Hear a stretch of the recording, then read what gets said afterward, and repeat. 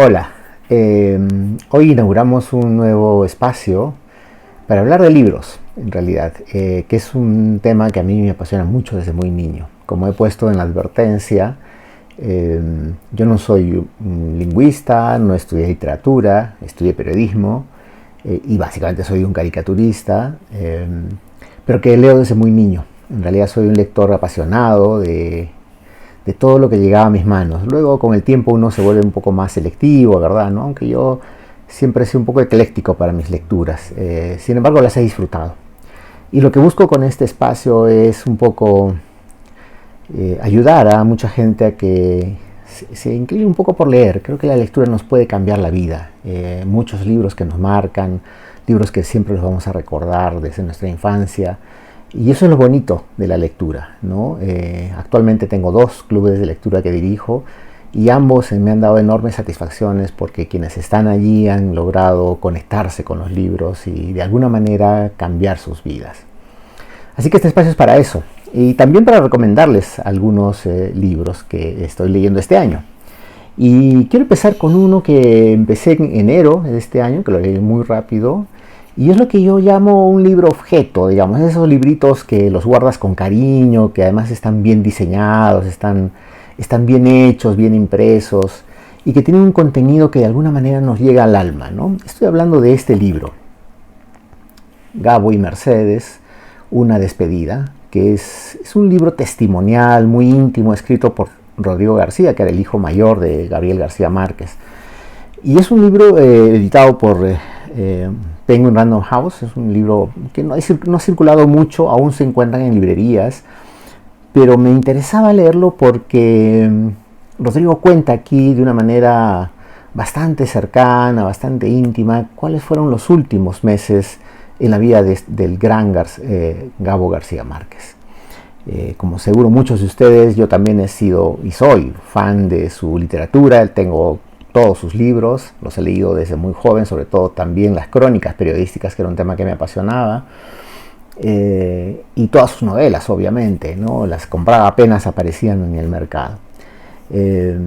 Este libro en realidad es bien interesante porque se nota esa intimidad, esos últimos momentos, ese desasosiego que empezó a vivir la familia, con una madre presente todo el tiempo, como fue Mercedes, la Gaba, como le decían íntimamente, y que manejaba la vida de la familia de alguna manera, era quien se preocupaba de los detalles, y Gabriel García Márquez solo se dedicaba a escribir, básicamente.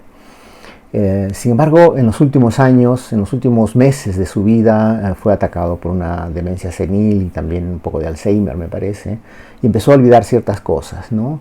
Y eso era un tema que les preocupaba al interior de la familia, aunque en esos momentos no se conocía mucho el detalle de su enfermedad. Y en este libro, Rodrigo cuenta todos esos detalles, todo lo que vivió la familia, los encuentros con él, las conversaciones últimas con él, las cosas que les decía.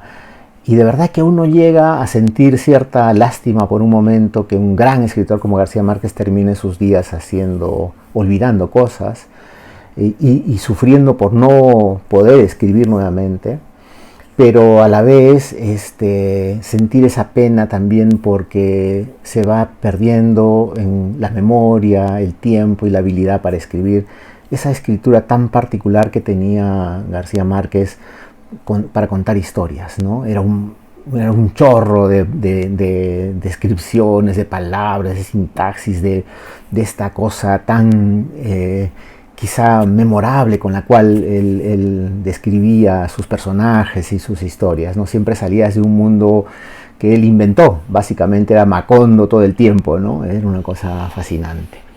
Y este libro en realidad hace eso, cuenta esos detalles. Y yo les quiero leer el primer capítulo, que es bastante breve. De hecho, por supuesto, Rodrigo no escribe como su padre, eso está claro, pero cuenta cosas muy, muy íntimas. Y yo les quiero leer este primer capítulo, un poco para que entiendan de qué va el libro y cómo está escrito.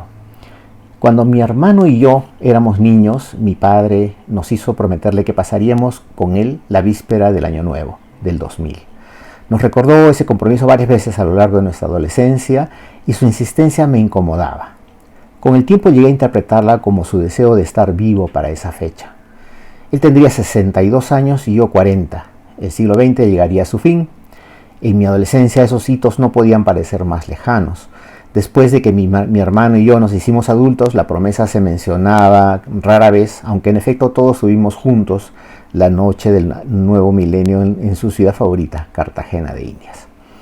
Tú y yo teníamos un trato, me dijo mi padre con timidez, quizá también algo incómodo por su insistencia. Es cierto, le dije, y nunca volvimos a tocar el tema. Vivió 15 años más. A finales de los 70s, 60s, le pregunté qué pensaba de noche después de apagar la luz. Pienso que esto ya casi se termina, luego agregó con una sonrisa, pero aún hay tiempo, todavía no hay que preocuparse demasiado. Su optimismo era sincero, no solo era un intento de consolarme. Un día te despiertas y eres viejo, así nomás, sin aviso. Es abrumador, agregó. Hace años escuché que llega un momento en que la vida del escritor en que ya no puede escribir una extensa obra de ficción, la cabeza ya no puede contener la vasta arquitectura ni atravesar el terreno traicionero de una novela larga. Es cierto, ya lo siento, así que de ahora en adelante serán textos más cortos. Miren lo que dice García Márquez. Cuando tenía 80 años le pregunté qué se sentía. El panorama desde los 80 es impresionante y el final se acerca. ¿Tienes miedo? Me da una enorme tristeza. Cuando recuerdo estos momentos me conmueve de verdad su franqueza, sobre todo la crueldad de las preguntas.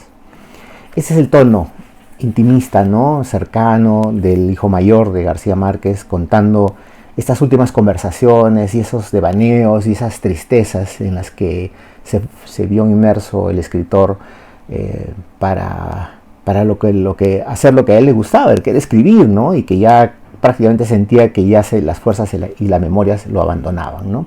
Quizás este libro es fundamental para entender por qué razón se publicó este otro, ¿no? Que acaba de salir, que lo estoy terminando y del cual hablaremos después seguro en otro programa, pero creo que este libro creo que nos explica de alguna manera, nos hace entender por qué García Márquez escribió ese texto y por qué no quiso que se publicara y por qué los hijos también decidieron publicar. Después hablaremos de ese libro, pero realmente este es un libro emocionante, conmovedor, íntimo, que da ganas de tenerlo, de abrazarlo. Yo les confieso que en un momento sentí muchísimo dolor y muchísima pena de ver cómo se desvanecía la memoria de este notable escritor colombiano y al que por supuesto muchos admiramos, ¿no?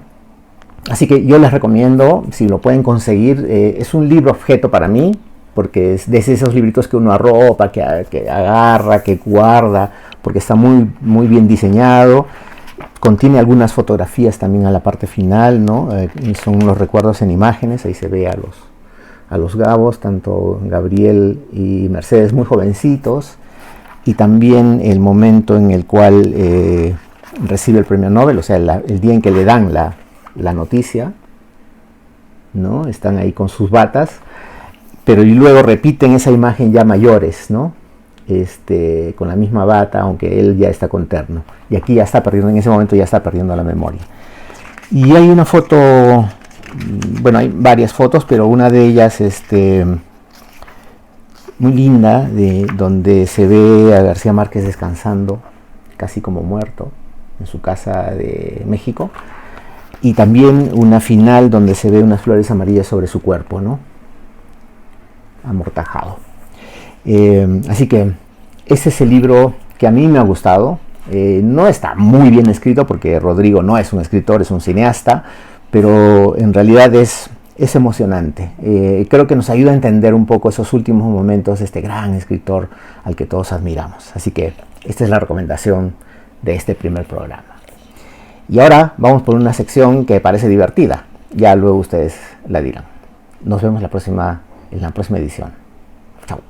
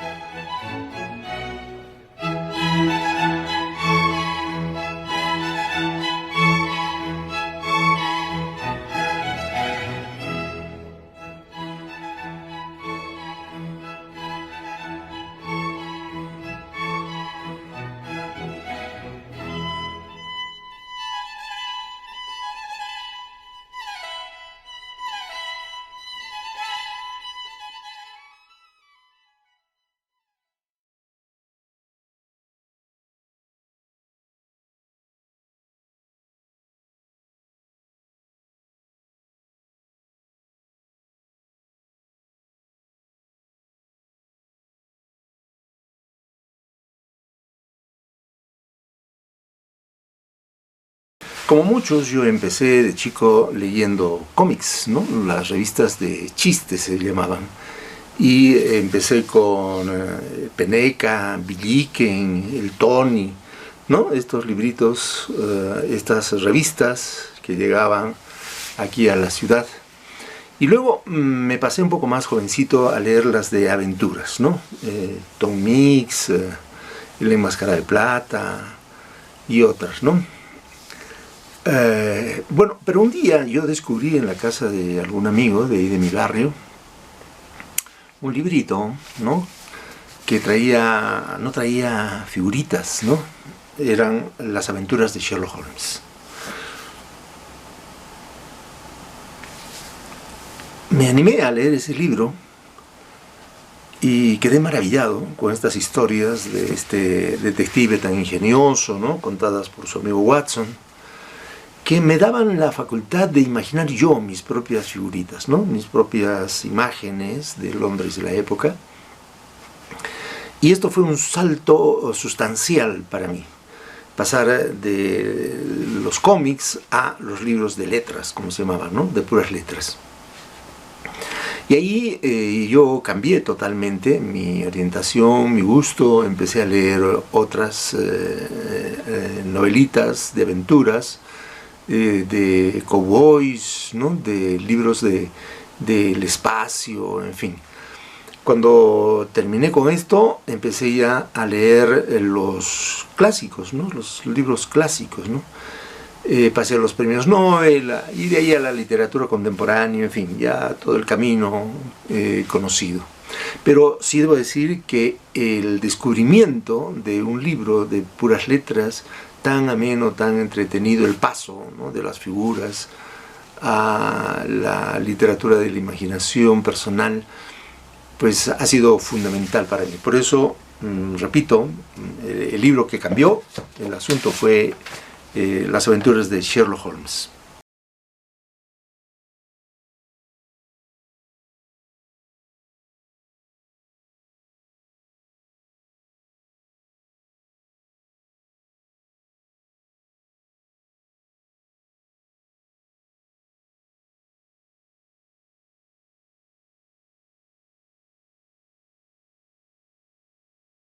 Nadie quiere acordarse de los libros que ha perdido, pero si tengo que hacer un esfuerzo.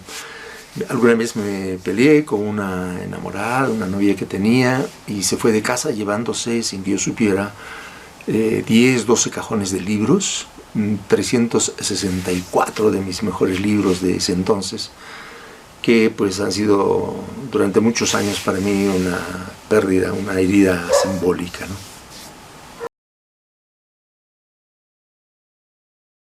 Mi trabajo de profesor universitario, a veces mis alumnos me decían: profe, présteme este librito de teoría de Barthes, de, no sé, Todorov. Y yo accedía y prestaba, ¿no? Y me olvidaba, lo malo es que me olvidaba. Hasta que una noche despertaba hacia medianoche y como de un chispazo me venía: ¿y este libro dónde está? ¿No? Pero muy tarde, porque ya se había ido el libro, se había ido el alumno. Y bueno, menos mal que los libros de teoría literaria son fáciles de recuperar, ¿no? En una fotocopia o por internet se pueden encontrar nuevamente los libros.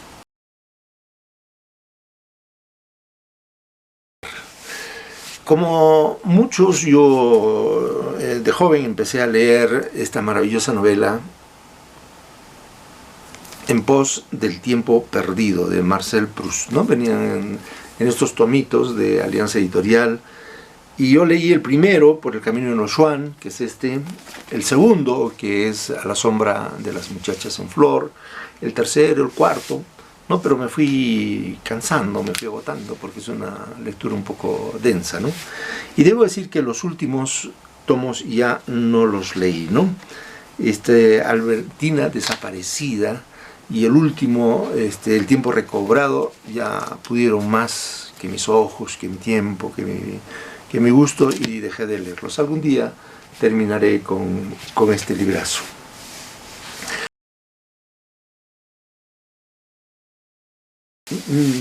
No dice cuál es el mejor, el que consideras el mejor, simplemente el más querido. Y debo decir que mi libro más querido es este. mi libro de cuentos, ¿no? Se llama Diario del Retorno. Y lo quiero mucho porque invertí tiempo, mucho esfuerzo, mucha soledad para escribir este pequeño tomito de cuentos que pues significan para mí un logro, una conquista, ¿no? Yo había crecido en una generación de magníficos escritores arequipeños y me daba vergüenza no estar a su nivel. Así es que cuando pude hice el gran empeño y logré esto, ¿no? Que por ese motivo, ¿no? Es para mí el libro más querido.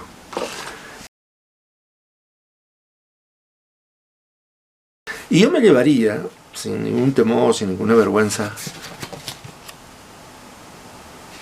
la Biblia, la Biblia de Jerusalén, ¿no? Este voluminoso libro, el libro, ¿no? Es Biblos, es el libro.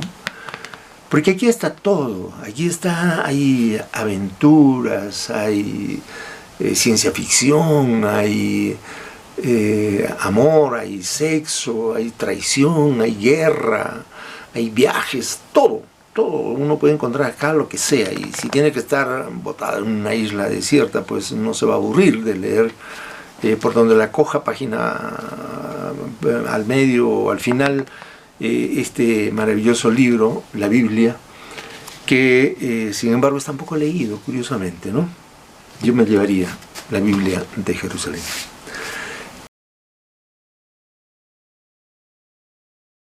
No tengo resistencia con los libros, yo leo de todo, los curioseo, en fin, soy un lector omnívoro y quizá no leería algunos libros de los cuales ya sé qué es lo que va a pasar, ¿no? Hay, por ejemplo, en literatura arequipeña, algunos autores que parecen atrapados en un remolino en el que dan vueltas y vueltas y no salen de los mismos personajes, los mismos temas, el mismo lenguaje, el mismo estilo, etcétera, etcétera, ¿no? Entonces ya los he leído, ya supongo que sé qué es lo que viene después.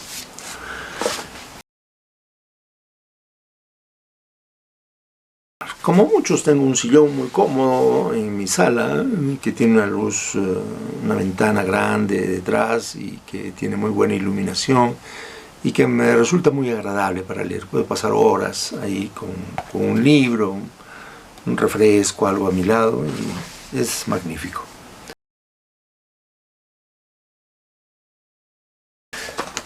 Hace muchos años una amiga mía de Lima me mandó una fotocopia de un libro que me dijo, me lo recomendó, lo leí y quedé maravillado con ese libro. Se lo pasé a mis alumnos en la universidad, lo mismo, todos quedaron también sorprendidos, entusiasmadísimos con este libro y finalmente llegó a las librerías Seda de Alessandro Barico y el autor llegó a Arequipa en el High Festival, en esos maravillosos primeros High Festivals que tuvimos acá. Tuve ocasión entonces de conocerlo, saludarlo, conversar con él una buena media hora y pedirle su firma, ¿no? Y me firmó el libro.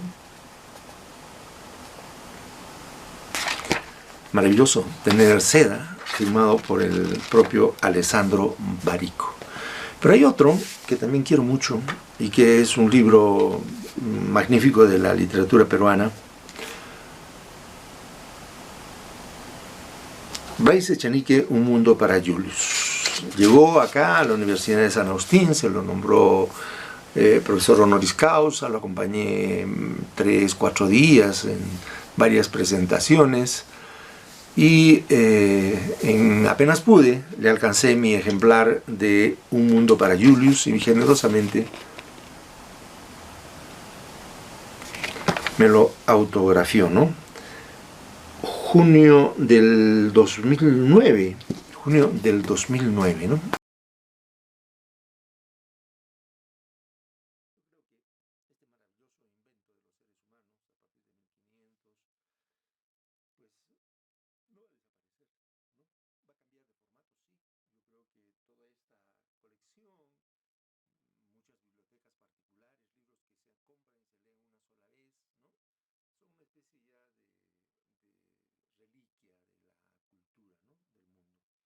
Yo creo que lo que se viene ahora es pues el libro digital, ¿no?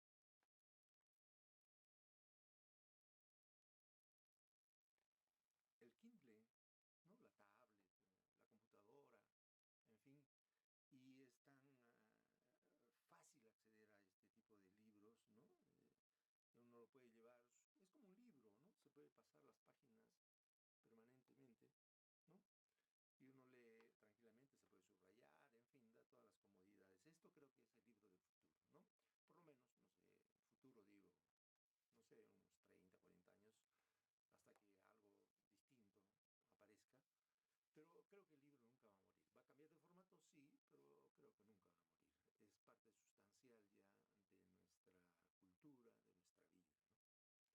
Bueno, espero haber resuelto el cuestionario de mi amigo convenientemente.